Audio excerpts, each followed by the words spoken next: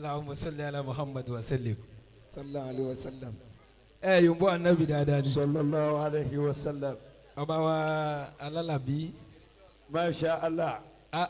Ìta bàbá alálàbí la wà lónìí.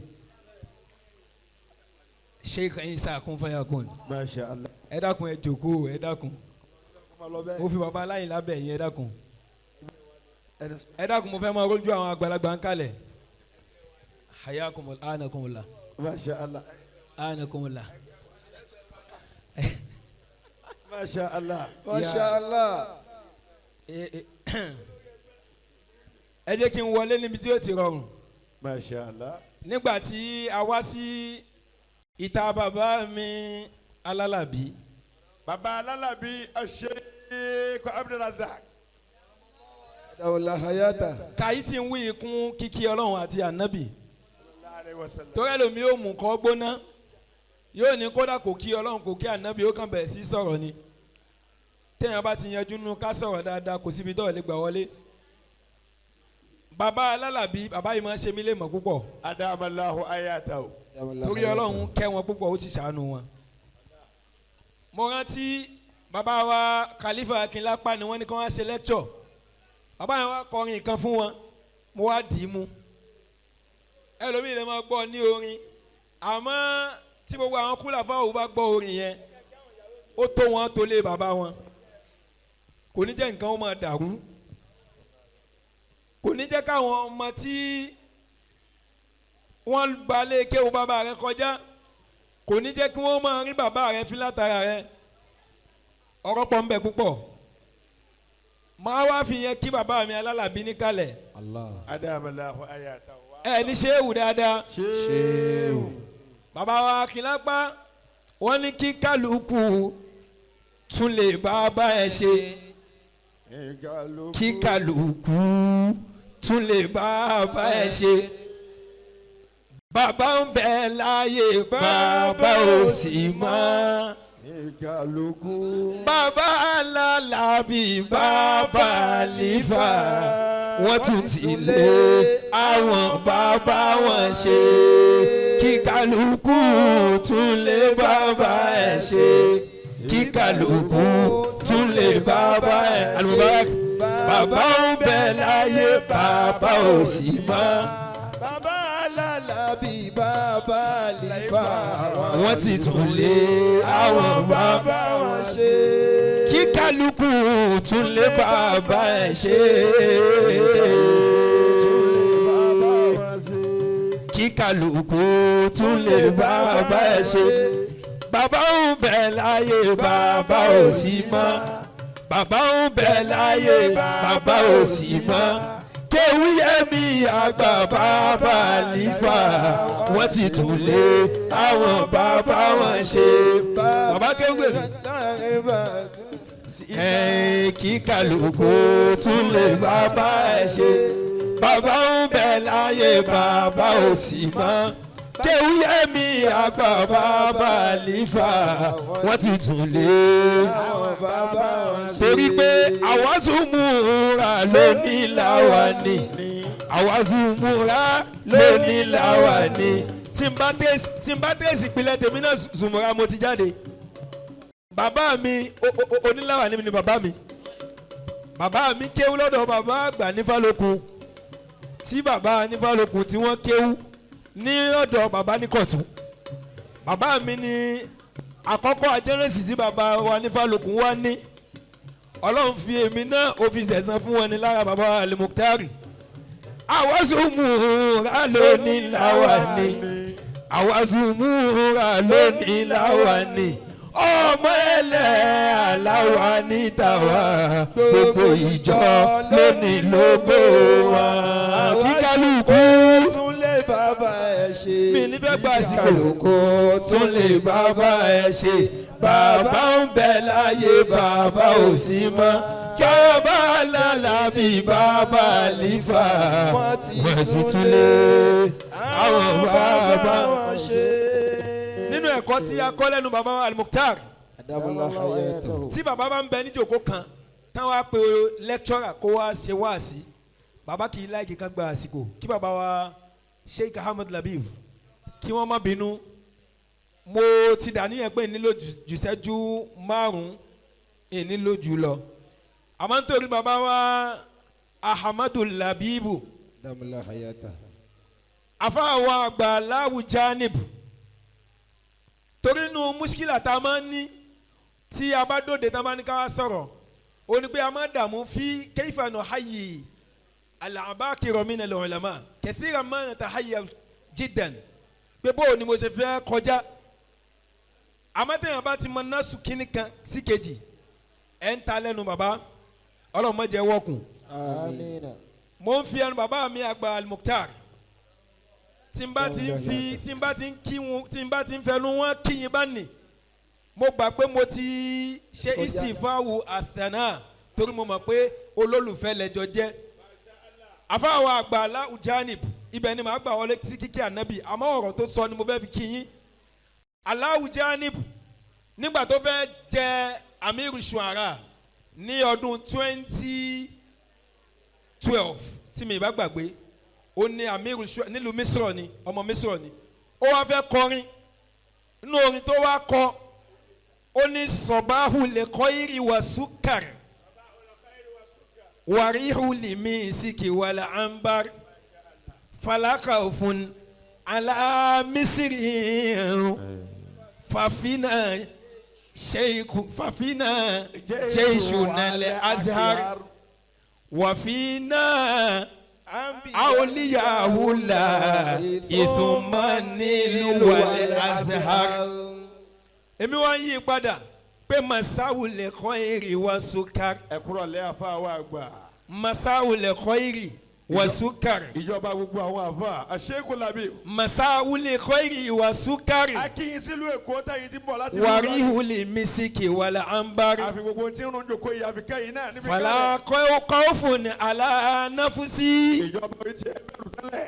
fàfínà ṣèkùnà lágbàjì. bàbá lágbàjì ń bẹ láàrin wa Allahu Akbar. fàfínà ṣèkùnà lágbàjì. bàbá lágbàjì ń bẹ ṣéwù làbíbù àgbàjì. kí n tún sọ pé fàfínà ṣèkù kéwù pé mí. bàbá wa kí ó gbè mí ń bẹ. wàfínà ṣèkùnà láyìnlá. bàbá wa láyìnlá ń bẹ láàrin wa. wàfínà ṣèkù kéwù yẹmí. bàbá wa kí ó yẹmí àgbà. fàfínà ṣèkùnà lágbàjì. bàbá wa lágbàjì ń gọ́. fàfínà àwòlíyàwó la ìfúnmánìlúwàlẹ̀ àti ẹ̀jẹ̀ wúbẹ̀ sọba Olè kọ́ eré wa so. mo fi ẹ́ kí bàbá alágbàjì Wàrí olè mẹ́sẹ̀kẹ̀ wà tó yà fẹ́ gbádùn yín dáadáa. Fọlá ká òfin ní àlá Mísírì òfàfẹ́ àjẹ́ ìṣò àlẹ́ àṣẹ àrùn.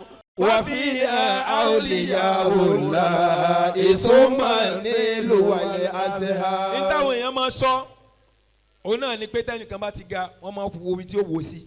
bẹ́ẹ̀ bàbá ọlọ́mọdé wo sẹ́nu ọ̀tá àmín ya ẹ Allah. ṣe àmì fún wọn jẹ̀mọ́ àmín ọlọ́njẹ́ sọ kalẹ̀ dáadáa àmín ya Allah. ẹ sì ní sọ báyìí ẹ lò pẹ̀lú ẹ̀mí gígùn àmín ya Allah. ọlá pẹ́ gbà fáwọn afáyín àmín.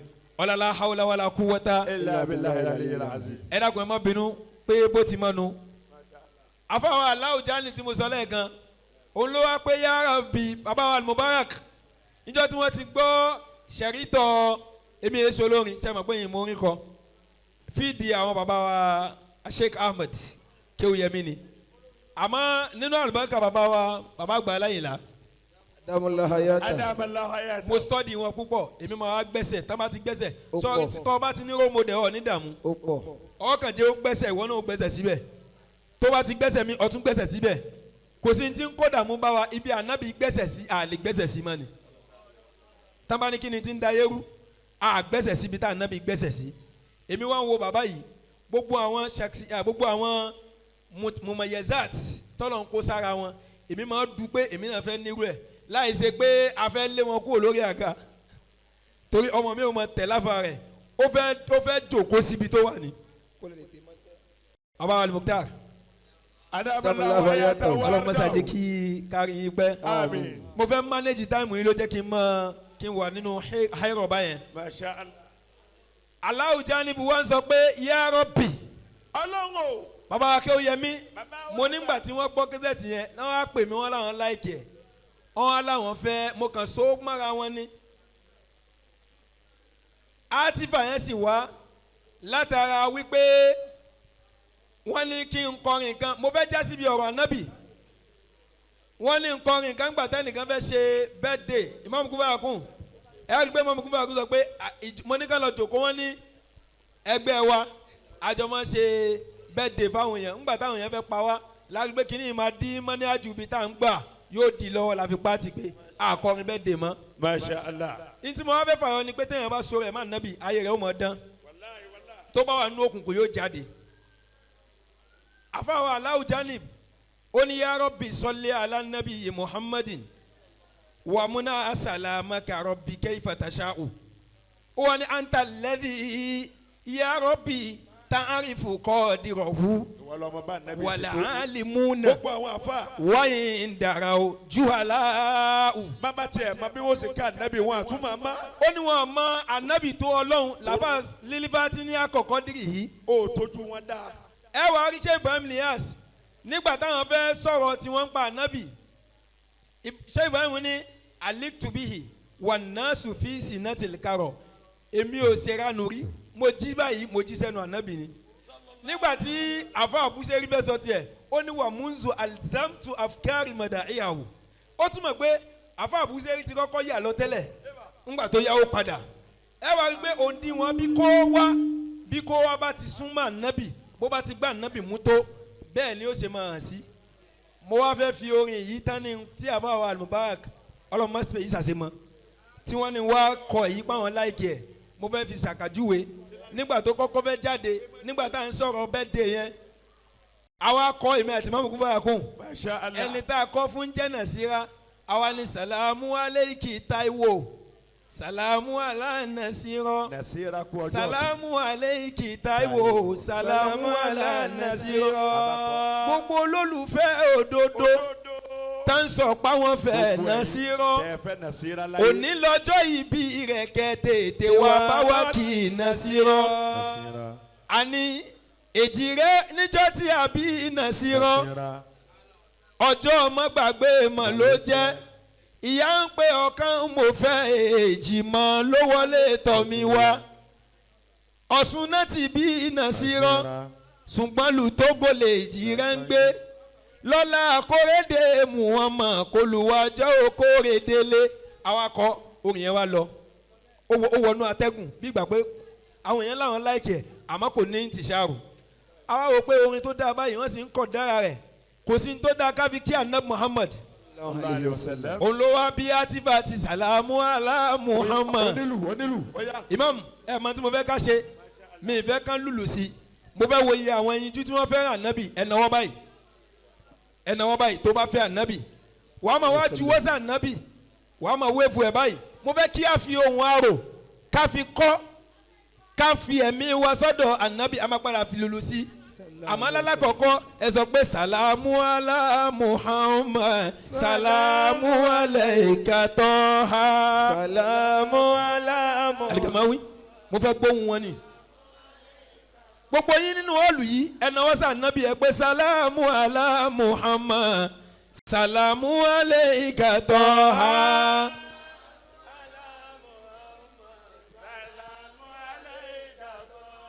Asalamu alayka Toha salamu alayka Yasin salamu alayka ya rahmatan lil alamina. ẹ nífẹ̀ẹ́ ànábì dáadáa ni. Asalamu ala Muhammad salamu ala al-Muqaffa wa qirati alihi wa sahabati ajma'ina. salamu ala ẹ kí ànábì dáadáa. salamu ẹ ṣeun alayka ẹ̀yà kọ́mọ́lá. salamu alayka Toha salamu alayka Yasin salamu alayka ya rahmatan lil alamina wi. salamu ala Muhammad salamu alayka Toha. Asalamu ala liwula amanu biwuda Muhammad salamu litabi'ina wa tabi'i tabi'ina salamu Muhammad salamu alayka Toha. aso ibana ìdá ṣíta fi dára ẹni tẹ́sí àkìdírí mi dàwa mi sọlá tí yàrá mu ọmọ ẹwì dáadáa onílù ó yà wọlé oyè onílù sàlámù aláìkàtọ́ sọlá túkà ìní àròdìtà lè kọ́ bú lálá yẹ̀kínà pàtàkì túmú àbífọ́dílé sọlá tí yàrá Muhammad. Aligamawi. Fàásánù mi kàtọ́ aláyàfà mi ni. Kọ̀tù àìní. Fàásánù mi kàtọ́ a. Fàlámútàrọ̀ kọ̀tù àìní. Wàjìmọ́lú mi kà máa mọ̀ lámútálídì ní sáà. Salamu ẹ má ṣe jẹ́ sáré pẹ̀lẹ́pẹ̀lẹ́. Salamu alayka. Anabi kulikita mubarak. Mustapha min kulli aibi ka'annaka ya Muhammad ka'annaka ya Muhammad ka'annaka ya Muhammad kulikita kama tasha'u. Salamu ala Muhammad salamu alayka. Wa bi anabi wa Muhammad silu makani Saudi abini Rabiul Awwal ọjọ́ Monday ló sì dáyé. Salamu ala Muhammad salamu alayka. lálẹ́ tí àbí Muhammad Maka ló pa lọ́lọ́ màláíkà tún sàmáyé dùnú pé àbí Muhammad salamu ala Muhammad salamu alayka.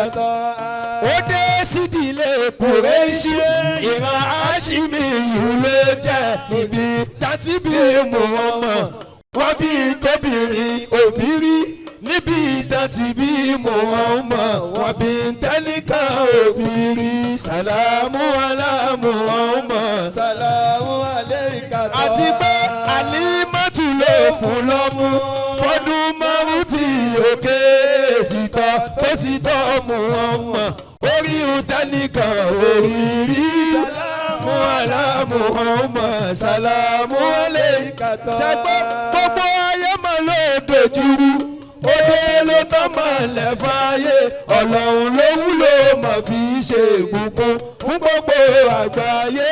Salamu ala Muhammad salamu alayka.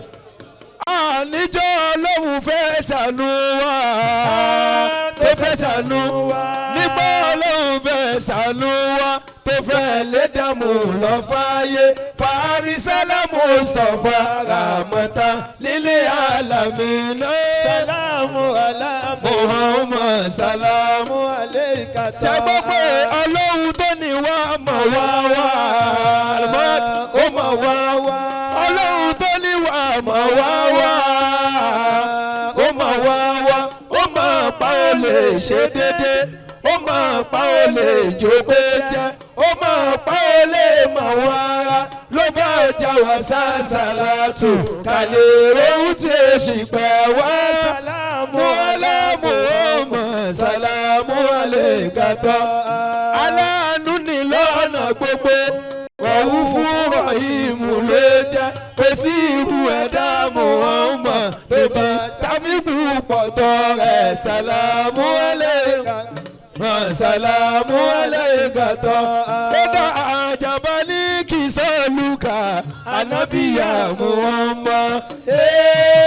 Muhammadu ànábìyà Muhammad. Ẹgbọ́n mi náà dà ní èsì pẹ̀tà àbádé kìyàmá. Muhammadu òun náà ní èsì pẹ̀ wá. Kọ̀dìríyà tó lu bàndírì ànábì ṣàlọ́gà wọn. Muhammadu ọlọ́run fi ṣàánú wa. Tìjàníyà tó ń ṣe àìlàlà ànábì ṣàlọ́gà wa. Muhammadu ọlọ́run fi ṣàánú wa. Muhammadiya tí ń ṣe Zàtíyà ànábì ṣàlọ́gà wa. Muhammadu ọlọ́run fi ṣàánú wa.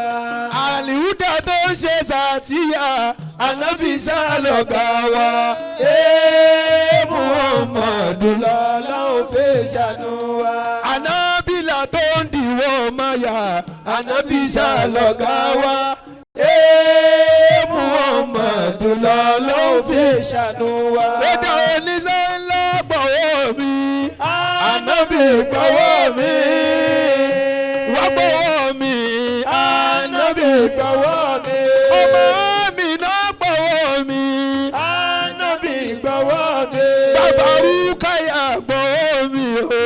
Ànábì gbọ́wọ́ mi. Torí pé ẹni o bá gbọ̀wọ́ rẹ̀ ni o là níwájú Olúwa.